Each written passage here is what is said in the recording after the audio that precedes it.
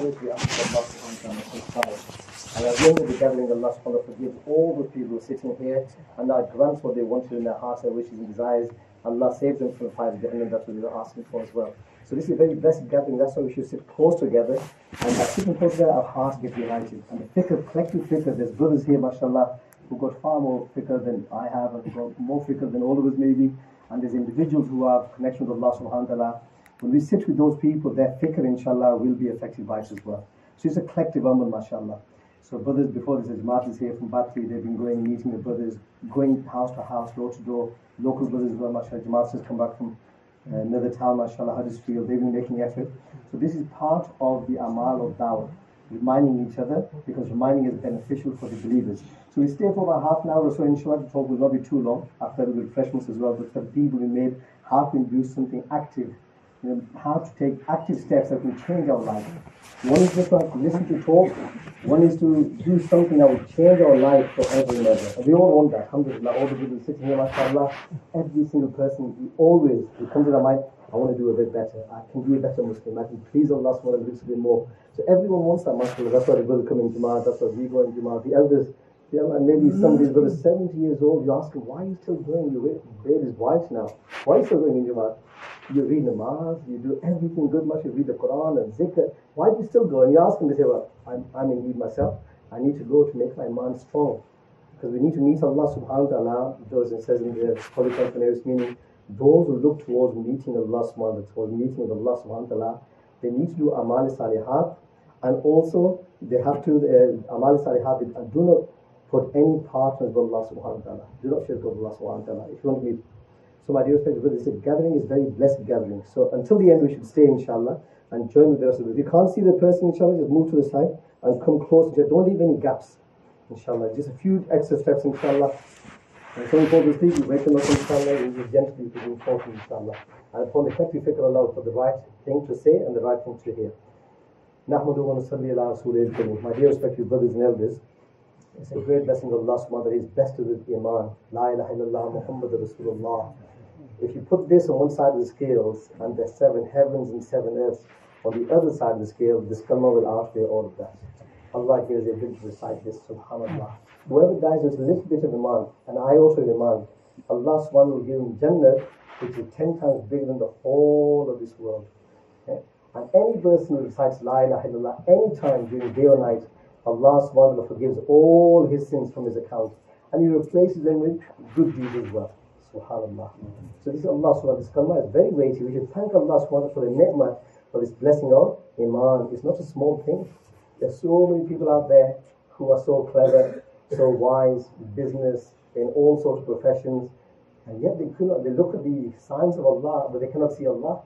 They do not recognize Allah. They think it just happened like that. We came to dunya, we live, eat, drink, one day we'll die and that's finished. No. Allah is the creator. You look at every single thing. And if you can't look very far, look at your own self.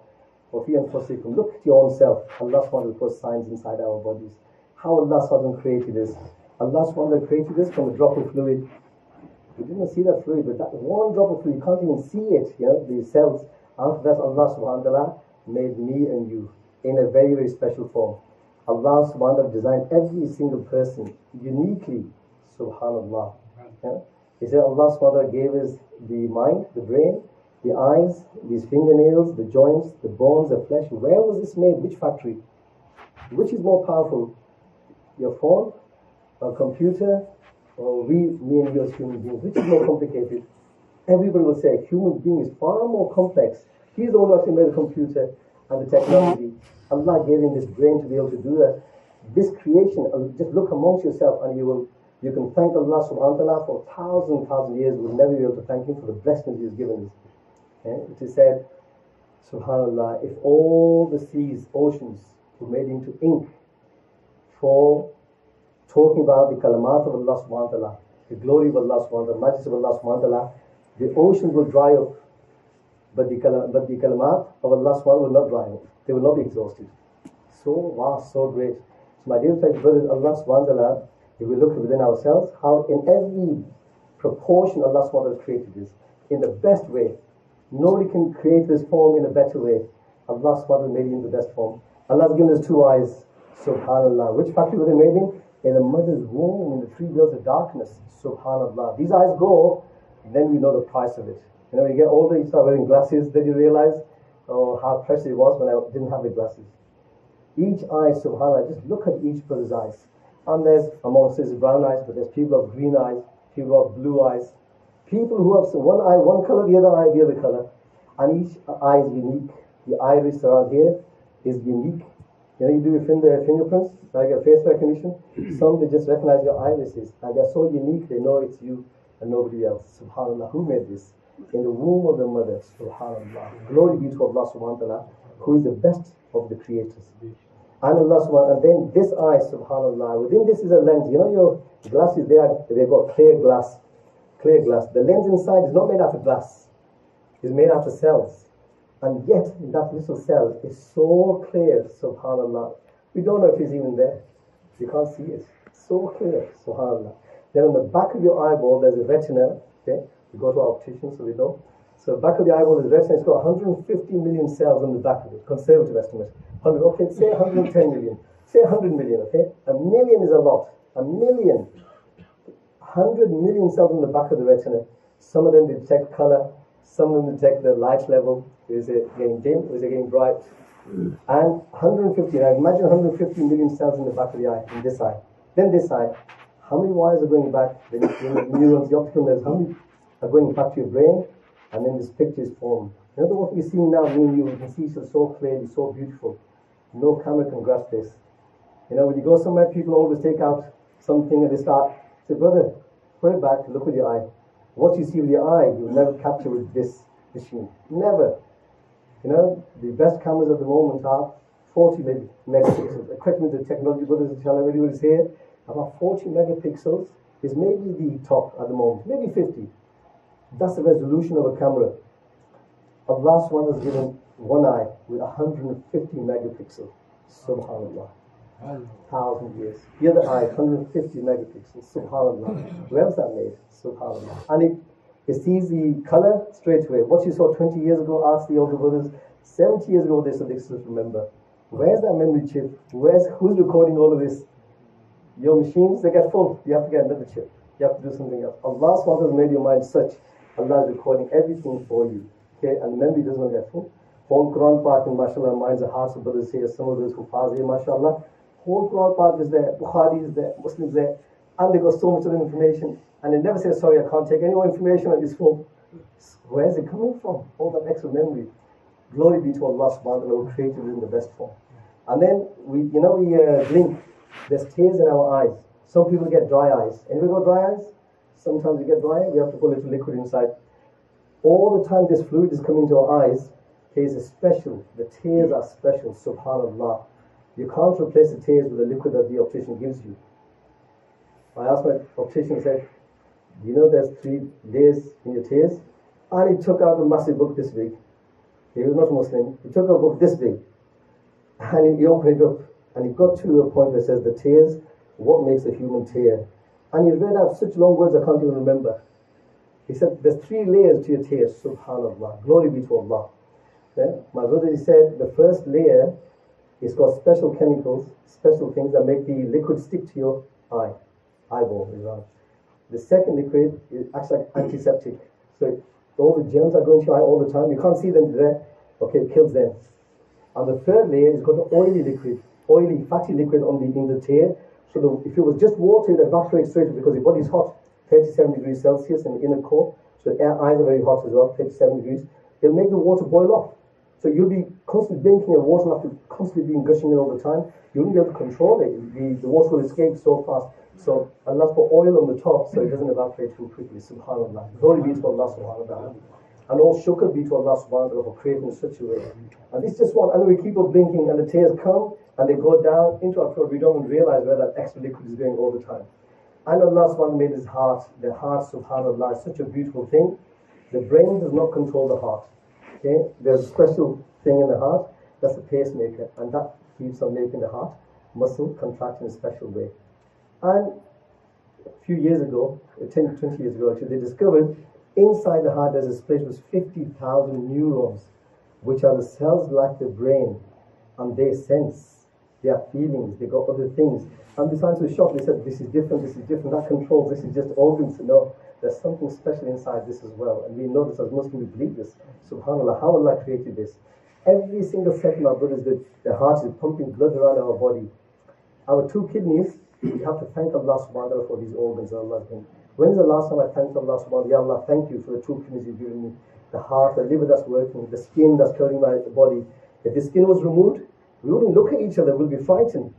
Allah subhanahu wa ta'ala covered the muscles, the blood, the vessels with a beautiful skin. And then we actually enjoy looking at our brothers, enjoy looking at the family, our children. If that was not there, it wouldn't work. Two kidneys Allah subhanahu wa ta'ala has given us. When did we last thank Allah subhanahu wa ta'ala for the two kidneys? Subhanallah. May Allah forgive us, we forget. Allah subhanahu wa ta'ala complains sometimes, the Quran says, human beings have thanked me very little. And that's true. May Allah forgive me as well.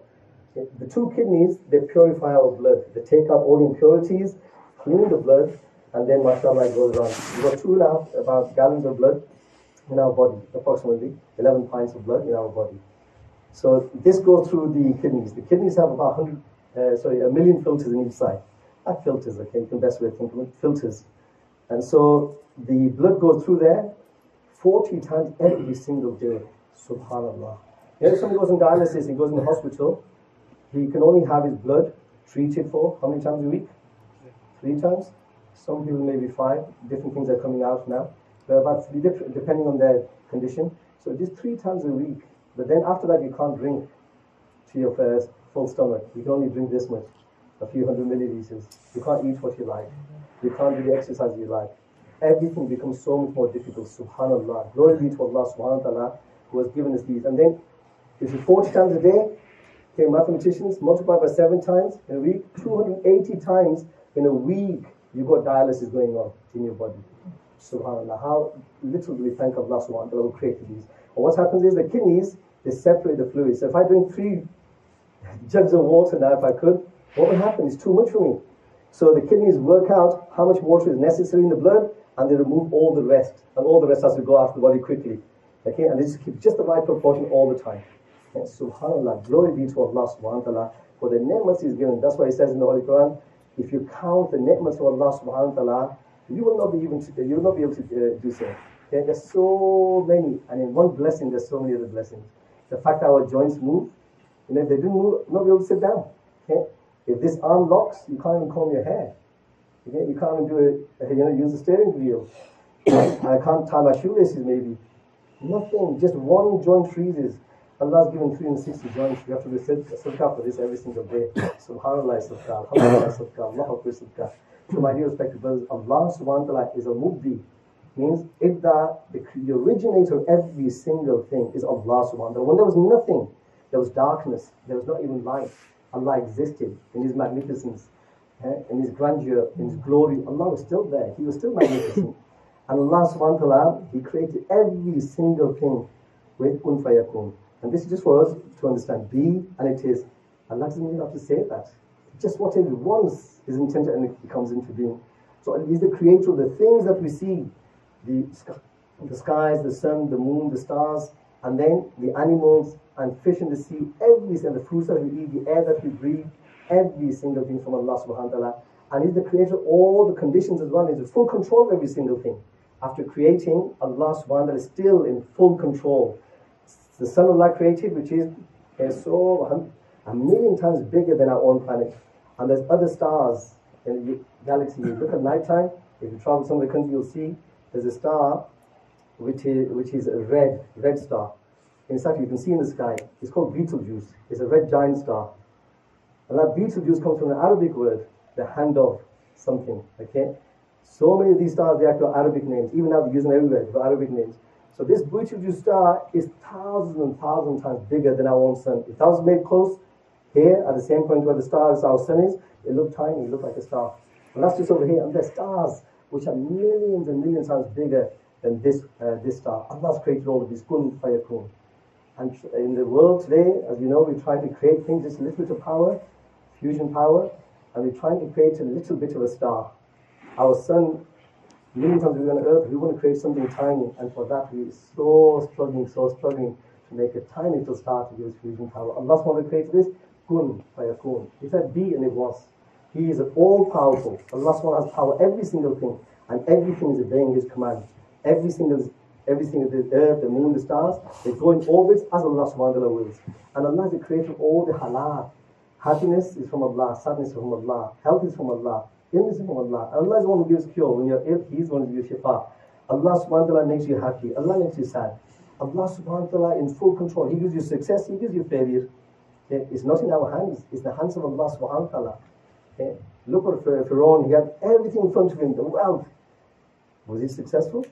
Allah is the one. Musa had nothing. Him and his wife used to share one bedding. And in the day they used to put the grain on for the animals. Nighttime they used to use it sleep. The day he used to use it. And sometimes he used to cover himself. But he's a successful one. And one where every single thing in dunya, Namrud, Qarun, all these people, all of them perished and they were failures. Success is not linked to how much wealth you have. Success is not linked to how much power you have in the dunya. All these kings, where are they today? So my dear respected brothers, Allah subhanahu wa ta'ala is full control of all the conditions. And we have to have fully been in this good connection with Allah subhanahu wa ta'ala. Allah is the one who's doing every single thing. He's the one who's making us see. If He takes the amr out, if He takes the soul out now, we will not be able to see anything. If He takes the hukam out, I will not be able to breathe. And this saliva in the mouth all the time, if the saliva was to stop, there's glands there, they produce saliva, the mouth will dry up, I will not be able to talk. So my dear spirit, every single thing is a control of Allah subhanahu wa ta'ala, all the halat, all the conditions, everything Allah subhanahu wa ta'ala is controlling.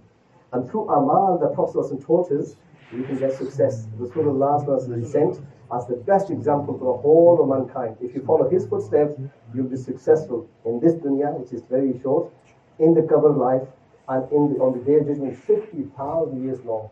And then after that, Allah subhanahu wa ta'ala will make the decision. He will go to Jannah forever and ever and ever, and those people are destined, they'll go in the other direction. So that day is coming, my brothers. This life, 50, 60, 70, maybe 80 years old. Those who are young, those who are elders, mashallah, we all know. Nobody's here maybe over 100 at the moment. Most people, average lifespan is 50, 60, 70, Prophet said for the nearest meaning. That's it. We were in our mother's womb for how long? We were all in a different world. We were there for about 9 months. Before that, our souls existed in Aalaa Arwah, the world of the souls. We were all there. We all existed there. And that's what guy says, that sometimes you see somebody and you're very close to them.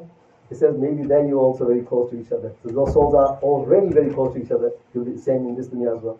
So my dear respected brothers, then this life is short, then the life of the qabr will start. In the qabr, when a person goes there, it looks like to the people of the dunya, it's just earth, you bury the person, and that's it, finished. The person is finished, is dead. My brother, we as Muslims, we say, some person being transferred intakal. He's gone from this world to the next world. We have a different vision. For him, the life is not finished. His body, we have buried, but he's aware of what's going on. His soul is still there. His soul will return to the grave. And you'll see the angels. The angels will come. And the angels will come, and they will ask you questions. Who is your Rabb? What is your deen, your way of life? And who is this? They show you Rasulullah. Do you recognize him or not? 3 questions we all have to face. Young and old, king and pauper, whoever you are, you have to answer these questions. The questions already been given to you. The students say, please sir, he gives the questions for the exam so we can do better. Tell us what the questions are. We've been told the questions already. Allah is very generous. All we have to do is prepare for these questions. So know who is your Rabb. And Prophet ﷺ, his life we have to follow. Because he has told us how to do every single thing. If it wasn't for Rasulullah ﷺ, who would tell you how to go to the toilet and wash yourself, clean yourself? I can guarantee standing here, I know, alhamdulillah, everyone's clean here. I can have no problem sitting with anybody and eating food in their plate. I know you done wudu. I know you clip your hair, clip your fingernails. Everybody, their bodies clean, their clothes are clean, barks up. If it wasn't for Rasulullah ﷺ, who would have taught us these beautiful things? Subhanallah. Thank Allah subhanahu wa ta'ala for the being of Rasulullah ﷺ. Sallallahu alayhi wa sallam. So my dear respected brothers, we have to follow his sunnah. So morning to evening is told us what to do, how to deal with our parents, our children, our neighbors, every single thing. Rasulullah ﷺ, in his whole life, he didn't put down any single person in front of him. Never ever, whoever, whatever their status was. So we need to learn these things from him. It is said, to revive one sunnah, to revive one sunnah the day in fitna of fasad is equal to, we get a reward better than 100 marks is equivalent to that. So much reward, my brothers. And my dear respected brothers, for success, Muazzin, Brother gave us on, what does he say every single day? It's the same thing every day, whichever masjid you go to, whichever country you go to, Makkah or Medina or London or Paris, wherever you go, Allahu Akbar, Allahu Akbar. Allah is great, Allah is great. Allah is great, Allah is great. No matter what you think is great, Allah is the one who is great. And then after that, it asks Shahadat Rasulullah Sallallahu Alaihi Wasallam. And then Prophet Sallallahu Alaihi Wasallam, after that, he says, come towards Salah, Hayya ala Salah. Come towards Salah. Why? And then it says, come towards success. Hayya ala Falah. Come towards success. This is where your success lies, nowhere else. So it's being called every single day, 5 times a day. If you're lucky enough to hear the azan, you're mashallah, every time you're reminded, or whether you come or not, Allah is still one. Allah subhanahu wa ta'ala is still great. La ilaha illallah. There's no one worthy of worship but Allah subhanahu wa ta'ala. Every single day we need a reminder because our soul forgets. We forget these things. We need to be reminded. We went to one scholar once, mashallah, brother's doing gash, went to scholar, and he opened the door. He was very happy to see the brother. He said, why did you come? He said, just for your dua, Shaykh. He said, no, what you're doing, dawah is very important, he said. You're doing something very important. He was a big imam of one of the masjids. He said that, you know, the land, it has water underneath it. When the rain comes down, it goes into the land and soaks it up. It says water's already there. But sometimes when you're farming, you know, when you're farming or you have a garden maybe, you still have to put water from top as well. So he said the knowledge is already inside in here in my heart. Knowledge is already here. Ilm is already here. But we have to be reminded from the outside as well sometimes. When you go in the path of Allah subhanahu wa ta'ala for 40 days, 4 months, and Jawaz go for every month, go for 3 days, mashallah, once a year, 40 days, and then 4 months to learn this work. All the time you're hearing and you're talking, you're giving da'wah. And when you hear these things and you read these things yourself and you go and meet Muslim brothers for the sake of Allah subhanahu wa ta'ala, Allah subhanahu wa ta'ala starts, putting something into your heart, increase your iman. When you leave your houses, Allah will increase your iman. Every Friday we read the Surah Al-Kahf. Okay, the youngsters. The story about the youngsters, all mashallah, so many youngsters sitting here, especially usually concentrate on this. Youngsters, mashallah, Surah Al-Kahf is about a few youngsters. What do? They talk to each other. And we are going through the same difficulties at the moment. We don't realize, but our iman is in danger, our belief is in danger of being attacked from left, right, center, everyone. The younger they are, the more they are vulnerable. So they're being attacked because an iman can be taken away very easily. So those youngsters got together, they had a meeting. Maybe they were 12, maybe 13, very young people. And they talked to each other, they said, our iman is in danger. The king is saying, if we keep our iman, he'll kill us. And if we get rid of the iman, he'll give us big jobs. What should we do? And so many people have been through these tests in this country, the elders know what's going on. So my dear respected brothers, what happened? They said we better leave our country. They left their family, they left their country, and they took hiding. And we know what the story is. We hear from the ulama Ikram. Allah subhanahu wa ta'ala looked after them for 300 plus 9 years. Allah fed them. Allah, mashallah, without food and drink, it turned their sides. Their eyes were open and they were in deep sleep. Allah put cover over their ears. In deep sleep they were. And he said, it's a long story, but the point of our story is Allah subhanahu wa ta'ala says, later on he says, I increased them in their iman.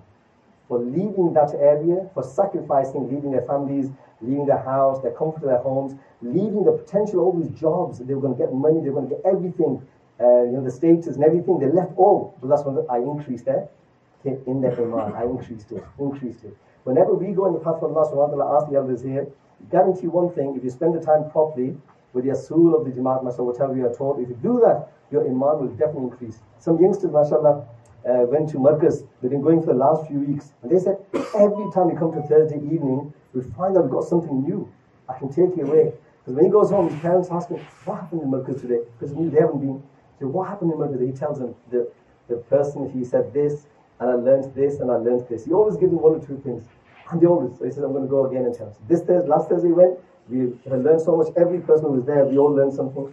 And we have something to take back. So whenever you go in the path of Allah subhanahu wa ta'ala, Allah will give you bite-sized piece of hidayat, guidance that will guide you through the difficulty of life. And then you will not be distracted. Then the batil, the falsehood, the darkness, the zulmat of all the things around you which are distracting away from Allah subhanahu wa ta'ala, you'll be saved from them. You'll go in the path of Allah subhanahu wa ta'ala. So my dear respected brothers, it's very important that we take account of our life. Okay? Youngsters, we want to be the role model for the whole of the world. Every single Muslim has got responsibility. What's that responsibility? That he learns deen himself, practices deen, and takes the deen for the whole of the world. And people are thirsty. People are thirsty for somebody to tell them. And all they want to see is somebody who's practicing their deen, somebody who's following their deen, somebody who's praying salah, reading the Quran. he's an honest person, he practices the deen. And if you live as a role model amongst those people, they will take effect. They'll look at you and they will absorb it. They won't say anything to you, but they will absorb it. And when they get hidayat, you'll get the reward as well. So it's our responsibility. You know, the previous ummah, all they had to do was that they had to worship Allah subhanahu wa ta'ala in the way that the Prophet said, and that's it. But Rasulullah, mercy for all of mankind, he came as the seal of the prophets. No more prophets will come after him. And he's been given the best role of all the Anbiya, and he's the Nabi until the day of judgment. No more prophets will come until then. But every single person who says, I follow Rasulullah, is responsibility to do the same work. He says, Allah subhanahu wa ta'ala is a...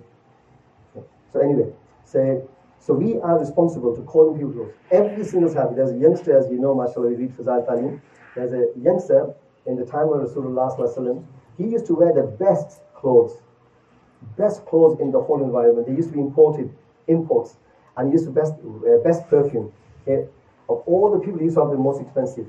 So when he embraced Islam, his parents, they got angry, and they took away his clothes. And his mother gave him just one sheet of cloth just to cover his satar, okay, the aura. He covered it. And he had nothing left, nothing on his head, nothing on his feet, and he embraced Islam. In that plight, when Prophet saw him, you know, he told him to do something. Now, we would thought he would say, go get a job first, get some money. You know what I told him to do? Go to Medina and make effort. Call people towards Allah subhanahu wa ta'ala. He was a youngster, like many of you are sitting here, mashallah. You've got so many sifat, you've got so much potential. Okay? So he went there and he lived in somebody's garden. And there he used to do the da'wah. So people used to bring people to him and he used to read the Quran to them and give them da'wah. And many of them used to embrace Islam. Before Rasulullah did hijrah and came to Medina, the ulama, they tell us about 100 families have already embraced Islam because of this one youngster. So my dear respected brothers, each person here has got so much potential. Today you think, well, am I not even making it to my football team? Am I not even my GCSEs or A-levels? Will I get a degree or not? What job am I going to do? You've got so much stress in your minds. My brother, when you go in the path of Allah, firstly, you'll realize how much potential there is in one person. One youngster can be the means of changing the lives of thousands of people. Not in this country alone, but in other countries as well. So many youngsters like this. But you have to utilize your potential. They say, potential, what's your potential? They say, you know, like one elder, he took a person, gathered some people to the zoo. He asked, take me to the zoo, please. So they took him to the zoo and he said, take me to the lion's cage. And they took him to the lion's cage. And when he saw the lion, they said, look, this lion now is captive. It cannot do anything. You take a little, you know, twig or something and throw it. It can't do anything. It won't do anything. You want to see the power of the lion? Then meet the lion without the cage. Meet in the jungle. What will happen then? Total scenario will change. Now you'll see the power of the lion. And then he said, the others is about, the third one is about, the second one is about bullet, and third one is about a Muslim. How will the Muslim get his full power? He says that in the field of da'wah. In the field of da'wah, the person realizes his power. Some Sahaba, they're going in the path of Allah subhanahu wa ta'ala in the Tunis area, and there's a lot of them, they're traveling, and the Amir said, give adhan here. He gave adhan in the jungle, and the Amir gave a speech. He said, oh, to the animals, subhanallah. We can't communicate with the animals, we know. He spoke to the animals. He said, all of you, we are the ashab of Rasulullah, we need to camp in this place for 2 or 3 days or how many. We want you to leave, vacate this. They said, from that jungle, they saw all the animals with their children, every single type of animal that was going to give problems or anything, they all left that jungle. And afterwards, they said that Caravan is the place there in Tunis. They said now it's a big graveyard because whenever people used to hear about this amazing thing that happened there, they said, when I die, bury me there. So it's such a massive graveyard, and Sahaba are buried there as well. So people, they made their graves all over the world. The youngsters especially, you can do so much. And going in the path of Allah subhanahu wa ta'ala in Jamaat, can we say, is the best way to rectify yourselves. People in your schools will say, do go on a CPD, go on a gap year. Some will say, take 1 year out. And so many non-Muslims, they take 1 year out. Why? Just to enjoy life, to experience life. What is life like in another country? Or how can I earn some little bit of money and then I'll do something else? A gap year. My brother, if you take 4 months in the path of Allah subhanahu wa ta'ala, you go for 4 months, Allah subhanahu wa ta'ala will put you on the right track, which will mean you will make progress all the time until your last breath. And you'll be the means of giving hidayah to so many other people. And we're not just worried, our fikr in our hearts should be, how every single human being, whole of this world, until the day of judgment, how can they get died? This is, the essence of being the Ummati Rasulullah Sallallahu Alaihi Wasallam.